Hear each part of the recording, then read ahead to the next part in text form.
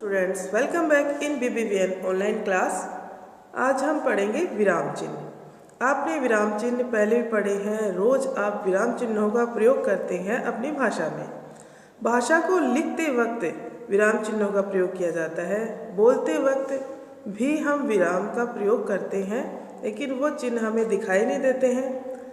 और वही भाषा जब हम लिखते हैं उस वक्त हमें वह ठहराव, वो रुकाव, वो विराम दिखाने के लिए चिन्हों का प्रयोग करना पड़ता है, जिससे हमें यह पता चले कि यहाँ पर वाक्य किस तरह से बनाया गया है।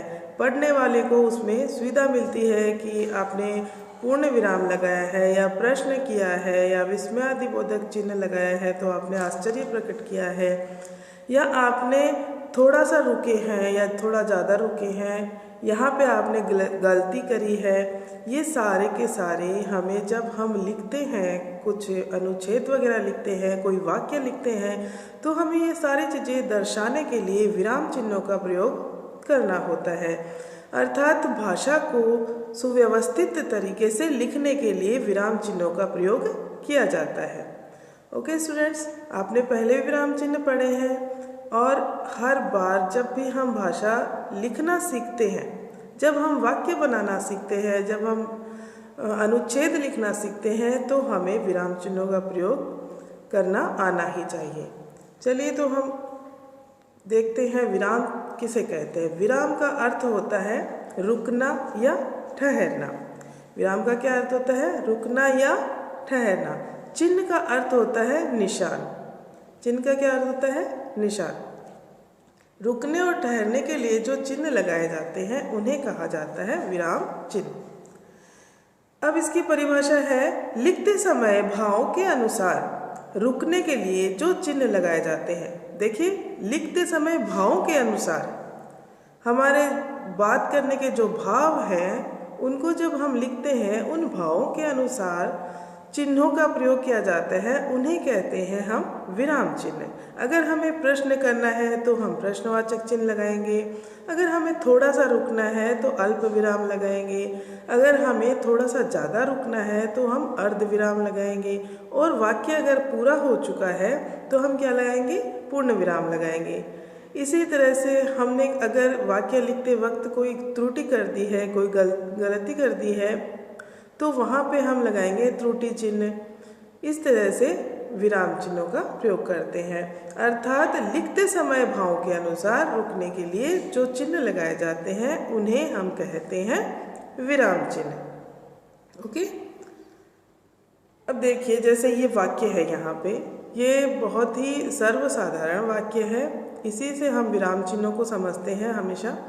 वाक्य है, उसे रोको मत जाने दो। दोनों वाक्य आप पढ़िए, दोनों वाक्य सेम है, बिल्कुल सेम है वाक्य। सिर्फ विराम चिन्ह लगने से वाक्य का अर्थ पूरा का पूरा बदल रहा है। ये जो चिन्ह ब्लू कलर से लगाया हुआ है, ये कौन सा चिन्ह है? अल्प विराम। यह है अल्प विराम। यहाँ पे देखिए, उसे रोको, अल्प विराम, मत जाने दो। यहाँ पे इस वाक्य में नहीं जाने देना है। इसका अर्थ है कि उसे जाने नहीं देना है। रोकने के लिए कहा गया है इस वाक्य में, उसे रोको मत जाने दो। देखिए, थोड़ा सा रुके हम, उसे रोको मत जाने दो। यहाँ पे थोड़ा सा रुके।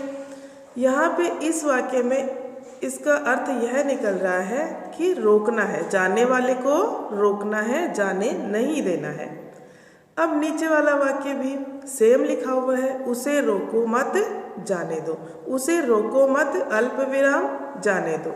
अर्थात उसे रोकना नहीं है, जाने देना है।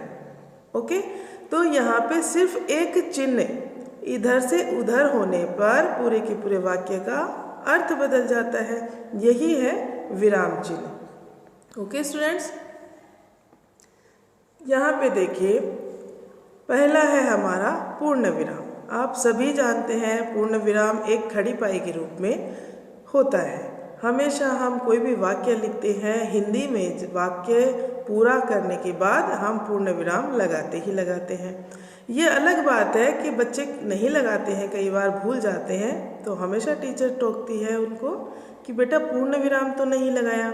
जिस तरह से आप अंग्रेजी के अंदर फुल स्टॉप लगाते हो, और वहाँ पे फुल स्टॉप का अर्थ होता है कि आपका जो वाक्य है वो पूरा हो चुका।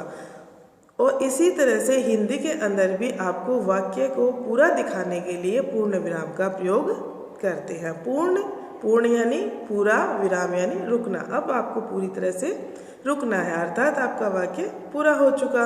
जैसे यहाँ पे वाक्य लिखा हुआ है, राम एक अच्छा लड़का है। ठीक है, पूर्ण विराम आ गया। उसी तरह से दूसरा वाक्य है, वह कक्षा 5वीं में पढ़ता है। ठीक है, तो आपको पूर्ण विराम का प्रयोग अच्छे से करना आता ही है और इसको आप बिल्कुल ध्यान से देखेंगे। हमेशा वाक्य पूरा होने के बाद पूर्ण विराम जरूर लगाएंगे। ओके, नेक्स्ट आपका है प्रश्नवाचक चिन्ह। आप लोग जानते हैं प्रश्नवाचक चिन्ह कहाँ लगाया जाता है। जब हम वाक्य के अंदर प्रश्न करते हैं तब हम प्रश्नवाचक चिन्ह का प्रयोग करते हैं। वाक्य में प्रश्न कौन, क्या, कहाँ, किसको, इस तरह के प्रश्न करते वक्त हम पूर्ण विराम की जगह किसका प्रयोग करते हैं? प्रश्नवाचक चिन्ह का। जब वाक्य पूरा हो जाता है तो पूर्ण विराम की जगह प्रश्नवाचक चिन्ह का प्रयोग करते हैं। प्रश्नवाचक चिन्ह का सिंबल आपको दिखाई दे रहा है और इस वाक्य देखिए, क्या तुम सच बोल रहे हो? यहाँ पे प्रश्न किया गया है, क्या तुम सच बोल रहे हो? तो यहाँ पे आ गया प्रश्नवाचक चिन्ह। दूसरा वाक्य है, तुम घर कैसे पहुँचे? यहाँ पे भी प्रश्न किया गया है।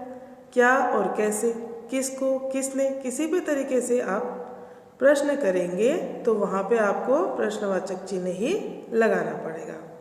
ओके स्टूडेंट्स, नेक्स्ट है अल्प विराम। जो अल्प विराम हमने स्टार्टिंग में देखे थे, रोको मत जाने दो, वही अल्प विराम है। यही अल्प विराम का मतलब होता है बहुत कम रुकना। अल्प विराम हम बहुत कम रुकने के लिए प्रयोग करते हैं। अल्प विराम हम तब भी प्रयोग करते हैं जब वाक्य में बहुत सी एक जैसी चीज़ों को दर्शाना हो, बहुत सी चीज़ों के नाम हमें लिखने हो, तब हम अल्प विराम का प्रयोग करते हैं। यानी कि बहुत ही कम रुकने के लिए अल्प विराम का प्रयोग किया जाता है। जैसे वाक्य है यहाँ पे, गाय के दूध से दही, घी, मक्खन, पनीर, मिठाई इत्यादि बनाई जाती है। लास्ट में अंतिम हमने लगा दिया है पूर्ण विराम। अब देखिए, मैंने इसको ऐसे पढ़ा, अब मैं दूसरी तरीके से पढ़ के बताती हूँ आपको। गाय के दूध से दही, घी, मक्खन, पनीर, मिठाई इत्यादि बनाई जाती है।